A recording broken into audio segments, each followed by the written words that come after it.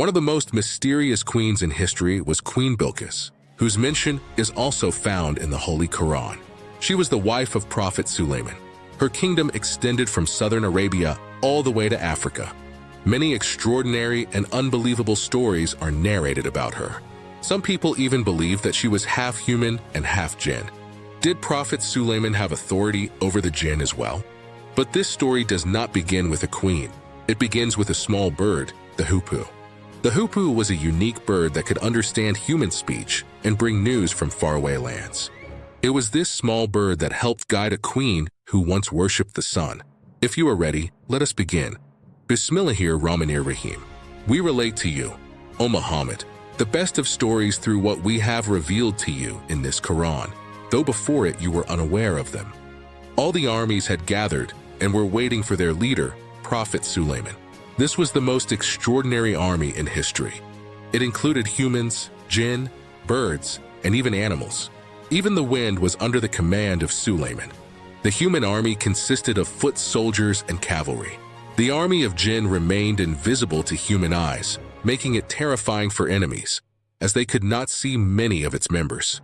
Birds and animals were also part of this army. Among the birds were falcons, eagles, and the hoopoe. The hoopoe's duty was espionage. It flew long distances to gather intelligence about enemies and warn the army. One day, it was noticed that the hoopoe was missing. When Prophet Sulaiman arrived, he too noticed its absence. In reality, the hoopoe was at that moment in the land of the Queen of Sheba. It had traveled a long distance and felt it was following an important lead.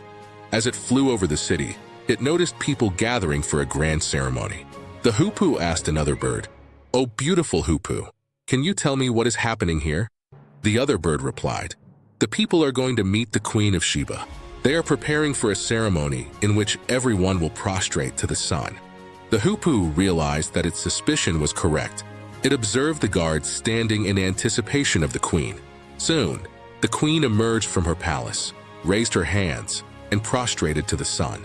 All her people followed her. Seeing this, the hoopoe wondered how Prophet Sulaiman would react to such news.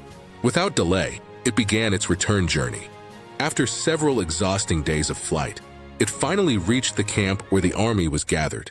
The birds surrounded it. A small bird angrily asked, "Where were you?" "Our leader, Prophet Sulaiman, is displeased with your absence." The hoopoe knew it had to meet Prophet Sulaiman immediately. Trembling, it flew toward his tent. At that time, the prophet was eating.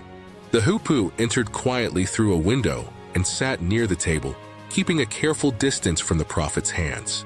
Out of fear, it lowered its head, offered greetings, and slowly raised its eyes, but its gaze remained fixed on the prophet's hands.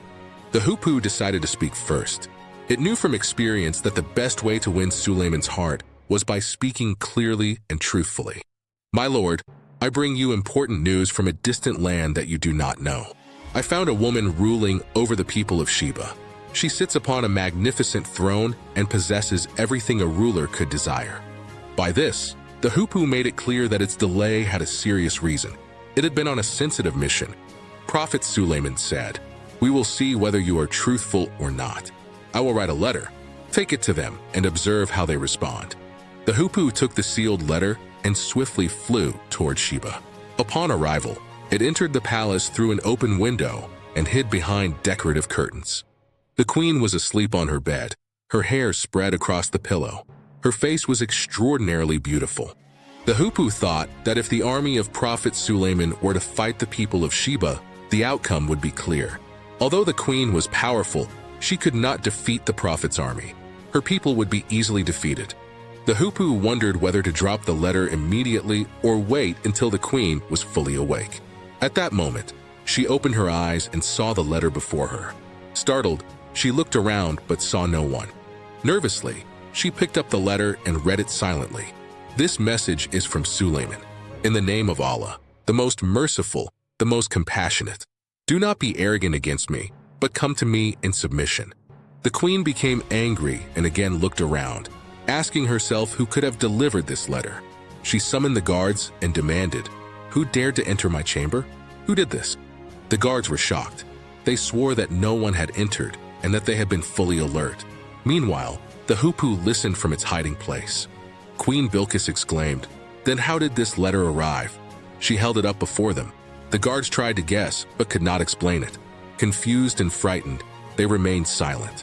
Queen Bilqis immediately called an important council of her ministers and advisors. Addressing them, she said, "O my advisors, I have received a very important letter. It is from Sulaiman.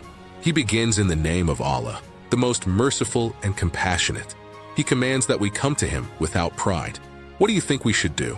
One advisor said, "This means King Sulaiman wants us to submit. This sounds like a declaration of war. We should fight." Another said, "We are powerful. Let us show our strength and wage war." Most advisors supported war, but a wise advisor raised,